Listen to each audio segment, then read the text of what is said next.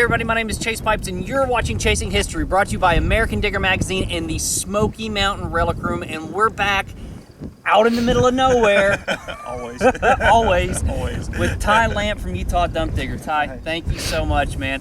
And this is something that we've been talking about for a long time, and the only way that I think that we can really get the point across out to all of you guys out there who are sitting at home who can't get out to the middle of nowhere is the reality of what happens to fossils in the field if they are not collected. And we're standing in the middle of, Ty, what are we standing in the middle of? A blown up Triceratops. I mean, there's no other way to put it. 67 million years ago, a big bull Triceratops died on the side of a river, and he decomposed. His head kind of come apart into different pieces, and he got buried up. Just the odds were great. He just got buried up at the right time. He got fossilized. He got preserved. The mountains got rose up. Erosion happened. He came out on the surface. He exploded in a million pieces as the weathering and the freeze and the thaw and the snow and the rain hit him, and nobody cares. Yeah. And at this point, he's too far gone. Nobody cares about this Triceratops at this point. Now, let me ask you, what are some of the key identifications that you can use to show you that this is a Triceratops and this is bone instead of, because we've got all this rock eroding out back here. Yeah, you've got rock eroding out. So what happens a lot of times with fossils out here in the Badlands is you'll get a nodule that forms around them. Okay. These all have a nodule around them, which is kind of a strike against it. It makes it very hard to prepare. It makes the preservation not as good. So when you say nodule, what do you mean? Like a cast? Yeah, you've got a different mineral that will actually will nucleate around the bone itself. The organics, the calcite in the bone creates another mineral around it that's harder than the surrounding rock. Okay. And unfortunately, when that happens, it kind of bites into the bone, and it's very hard to prepare off. So that's one of the reasons that this one's not worth saving anymore. If it didn't have that, it'd still probably be worth saving a few of these pieces, but with that nodule, the preservation's so bad, so terrible on it, it's not worth messing with. One of the best ways to tell that this is bone is when you get pieces, you can see the cell structure. You can see the marrow pattern in this bone. Check this out. Here's the cellular structure. You see how that looks, all these little different holes and dots and stuff like that. That's the cellular structure of the bone. That's what you want to look for. That's what makes the difference between a rock and a fossil, is you can see that this is the marrow. And you know how, I don't know if you guys remember back in science class or not, but you know, when you look at slices of bone and you see all these little chambers, well, that's what those are. Those are those fossilized chambers that have basically turned to stone. So that's what you're looking for. Yeah, and bones today have the same structure in them. And one thing you can see is like this is a loose piece of frill. You can see the bone inside this nodule. And where it's not too bad, and you can see the blood grooves in the frill. Okay, and this is that. This is the nodule, nodule that formed over it. And you can even see all the insect traces and stuff where they were, you know, it sat in the bottom of a swamp for a while, but you can see just how, you know, it's pretty toast at this point. These right here, these are the blood grooves that were inside the frill. It's hard to see because, once again, preservation is not that good. That is so cool. Look at that. So this is the layer, that nodule layer that formed on top of this bone. This bone is that big giant defensive thing that goes around its head called the frill. And this thing right here, it just encapsulated it. Yeah, I mean, it's popping off pretty easy on that one, but a lot of these most of them it bites right on. But look, see, there's the blood grooves going right there. Okay, so now we know, that's how we know that this is a bone. Now to identify the type of animal and things like that, that's where you've got to have a little bit of knowledge as far as, you know, what the different skull elements look like, what animals are out here, and a lot of that, I mean, you can go back, you can take pictures, you can go back and you can study the old papers the paleontologists have wrote and things like that, try to figure it out. We've worked on them enough that we recognize some elements pretty quickly. Right, because there's only so many species per formation, and we're in the Hell Creek formation, and there's only X amount of species that are found in this formation, so that's all it can be. And then, like Ty was saying, when you go back and look at the material that's been published on it, you can compare and figure out exactly what species it is. But you've done this so much. We've done enough of it that partials, a lot of times from partial pieces, we can see, you an edge of a bone, recognize that. You know, Yeah. when you're spending hours scribing, working on it, become very intimate and recognize that. So how did this explode into 1,000 million billion pieces? So freeze thaw every year. Rains, it snows on this, the water percolates in, it freezes, which expands. Right. So any little micro crack gets bigger. The next year it does it again, and it gets bigger. The next year again, it gets bigger. And as this clay, which is fairly soft, weathers back, the bone gets exposed. A lot of times you do it down in the ground because the freeze thaw is in underground as well. It's not just on the surface. So this stuff is expanding, contracting, exploding, and breaking into pieces sometimes before it's even exposed. Or like this one, because the nodule, it's harder than the clay, so it did survive enough to be exposed, but it's just too many years and blowing up too bad. Too far gone. Yeah. This one shows a good example of how weathering occurs. This big nodule here kept this bone from weathering out quite as much as the ends. So this is just being exposed now. You can see the weathering's getting in, these cracks are starting to open up, but the stuff that's been exposed longer, as it works down, it explodes more and more and more. And as this hillside weathers back, it's just gonna keep exploding back until it's completely gone. So is this part right here, that white stuff? This is the nodule that's on top of this bone. Okay, so when we peel this back, you can see the bone. You can see the bone. You can see the bone. Yeah. Okay, I gotcha. I gotcha. All of this that you're seeing is all bone. Everything the light touches, Simba, is all bone. What do you got in your hand? The same bone, the same skull. That's how far it's washed, clear down the gully. It's clear down, as far as I can see down the gully, pieces weathered out and washed down. Because this is what nature does. It wants to make hills flat. So on this is, and here's the thing to keep in mind, guys, is that this is one spot in the middle of America. And well, how big is this formation? How many hundreds of miles? I mean, there's thousands of square miles of this. Thousands. I mean, there's 400 obviously miles there's that way. exposures around that you don't see. You know, you've got these badlands that you can see and see the fossils. Where the prairie grass is on, you'll never see the fossils. They're buried underneath. And a lot of that's still hillside slump and eroding. There's still fossils are still eroding. You can never find them. You'll never see them. They're gone before they ever hit the surface. But as soon as this stuff gets exposed, what's its lifespan? Like once a bone gets out? A lot of the stuff out here is every year.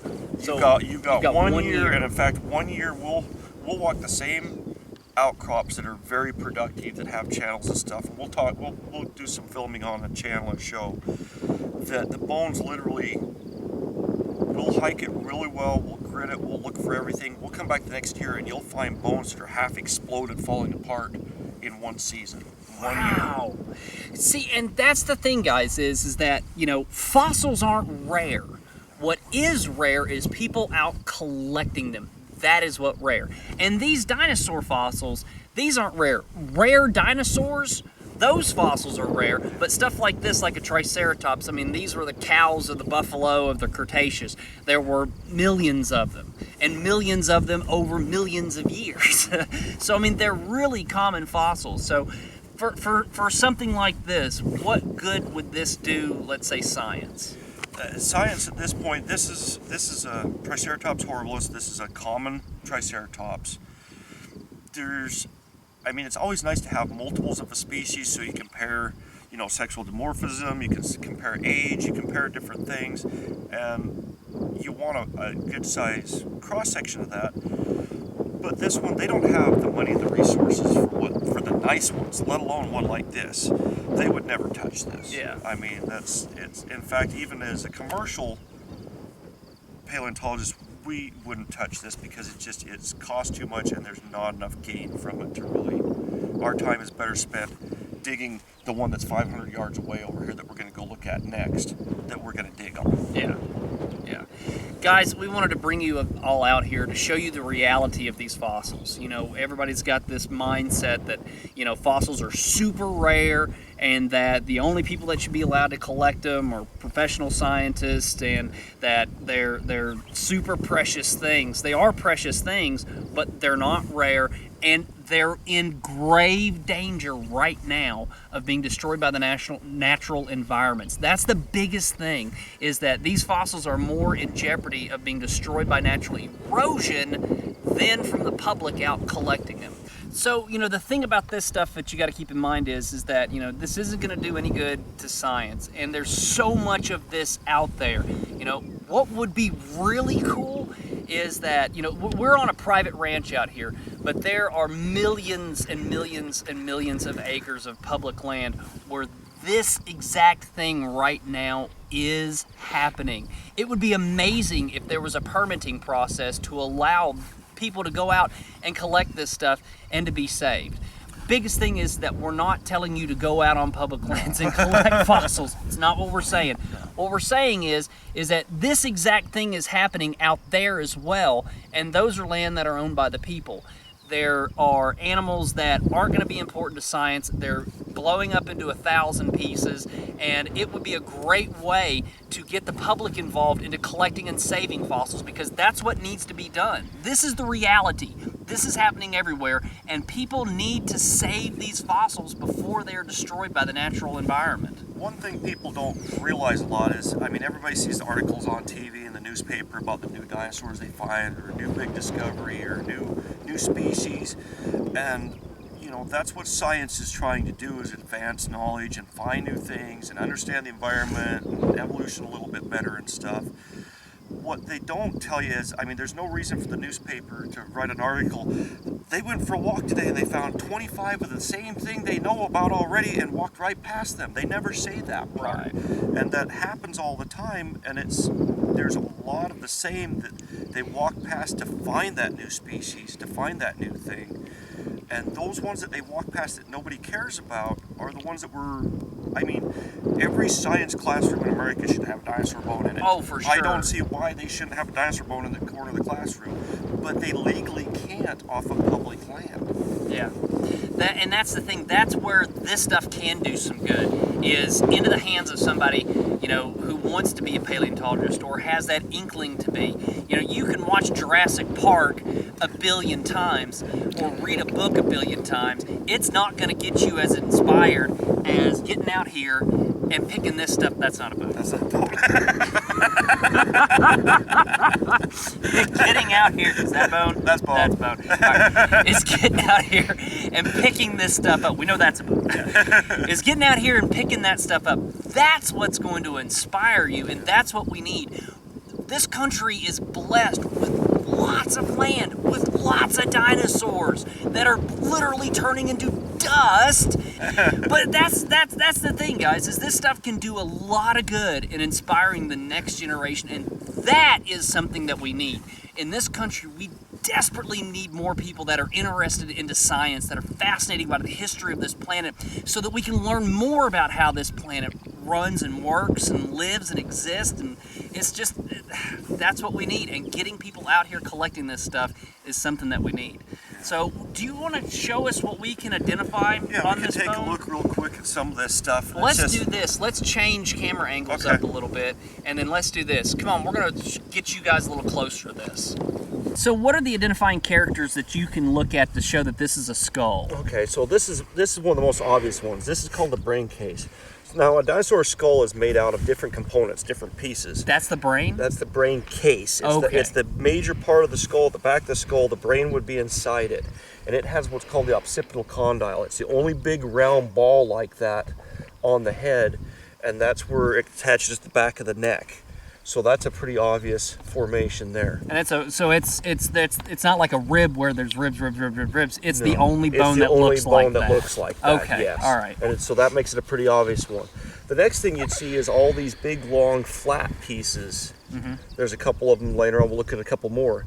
Now, the only bones that are flat and big like that in these animals would be the frill that are this big and that many of them together.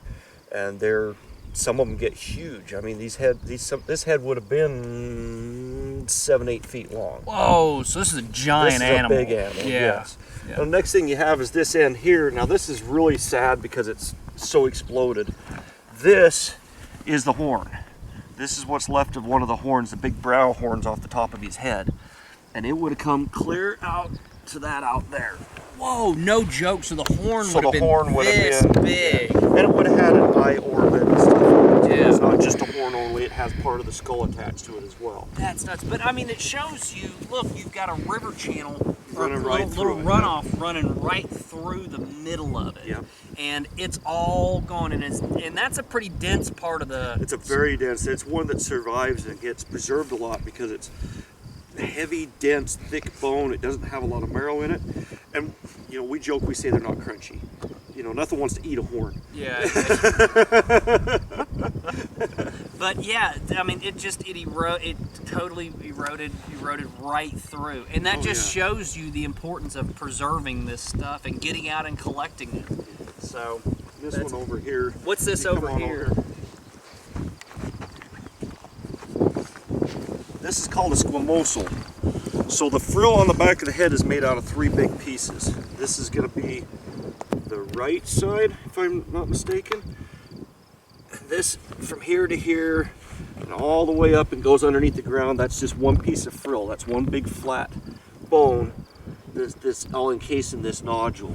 And then there's more frill sticking out right here. So more of that defensive plate sticking out there. Yeah. What about this right over here? This one looks almost like a rib. This looks more like a body element. Okay. It's a nice thin round piece. It's not very big. Okay. Of course, one side's completely gone. It could have been just the edge of something huge, but it's really hard to tell. It's just so far gone we can't even identify it. This is it, guys. This is the reality. I mean, this exact example is that there's probably 300, 400, 500 more, 1,000 more across America that are on hillsides like this, exploding and turning into dust. And that's why it's important that we need to get out here and collect this stuff. Ty, is there anything else you want to add? One thing that, you know, when we talk about coming out here and collecting this stuff, if we picked up every dinosaur that is exposed right now, it's not like, oh, we're out of dinosaurs. Oh, yeah.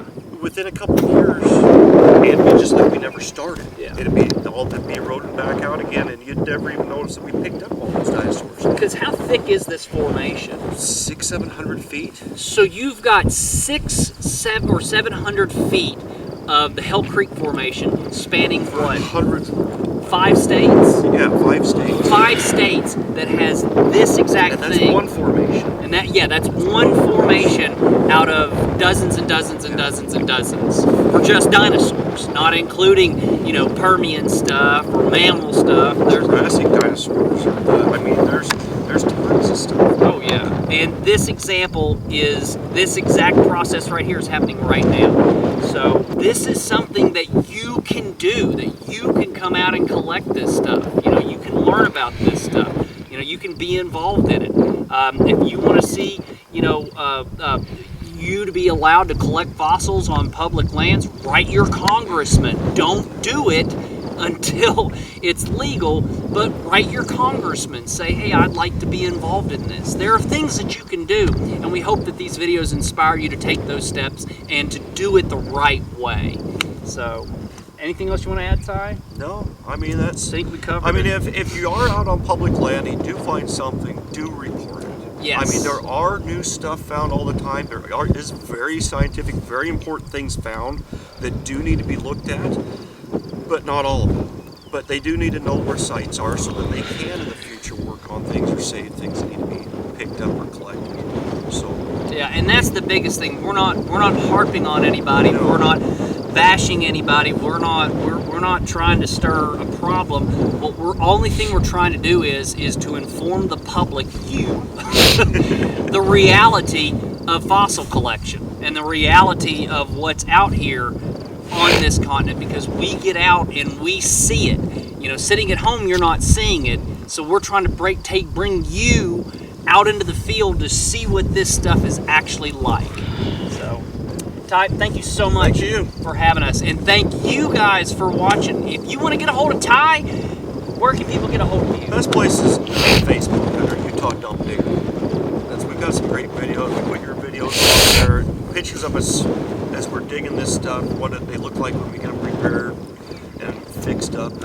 if you want to, if you want to see an active fossil hunter, follow Ty. He's got some great stuff on his page. It's just epic to watch. It's always a joy to watch his stuff. If you want to get a hold of us, we are you are watching Chasing History, which is the educational arm of the Smoky Mountain Relic Room. We are the largest diversity of history for sale anywhere in North America. We get out and we find this stuff ourselves. We pick a lot of this stuff up from guys like Ty, and we want to do our part to inform you guys, the public, about what this world of collecting the past is all about. So you can get a hold of us through Facebook, Smoky Mountain Relic Room, Instagram, Smoky Mountain Relic Room, and just Google us to find our website. We've also got a podcast, Chasing History Radio. It's part of our educational arm. We drop episodes weekly, just cool little shorts talking about history. And do click and subscribe to our channel. We've got a lot of videos. If you want to see more videos of this dude right here, we've got tons of them, tons of videos. So please check those out. And remember, guys, history rocks. Woohoo!